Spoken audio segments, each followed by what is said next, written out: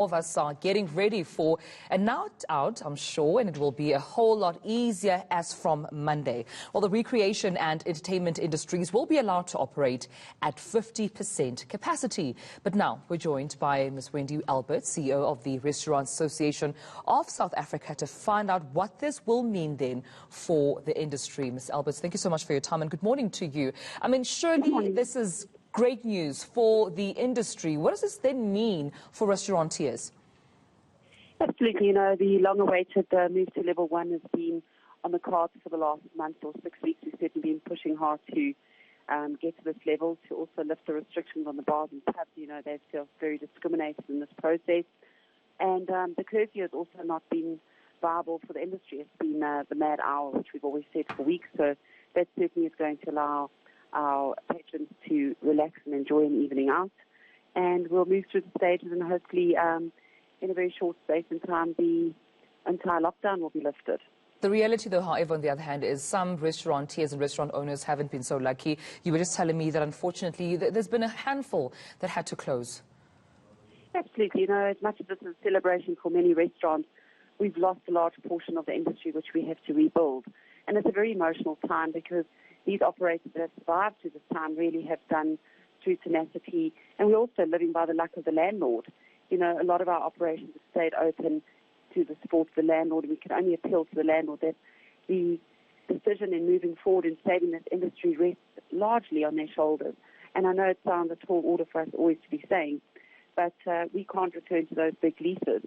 There's no way that we will in this lifetime ever be able to pay the debt back or the backdated rents. I mean, that would just be unrealistic. And we're in a position where the banks have also recalled overdrafts. They're certainly not in a position to support us through it. So we're not out the dark yet. We're never going to make up the losses that we've lost over the last 6 months. And we certainly are trying hard to look at a debt amnesty program to be able to look at ways of making restaurants financially viable to move through this and to keep the sustainability and keep those jobs that we've managed to save intact.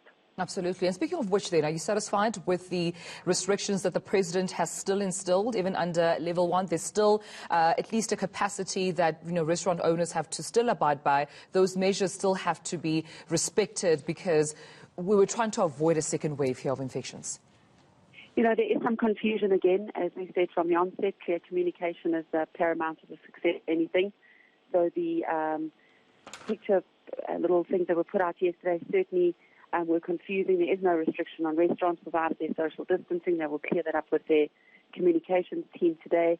There are heavy restrictions on the nightclubs, the venues, and other parts as to the numbers that were put out by the President last night. So it's a positive move through in September. Summer months are here. It really is a time for us to really take advantage of the good weather and to get our businesses back to normal and to do what we love doing.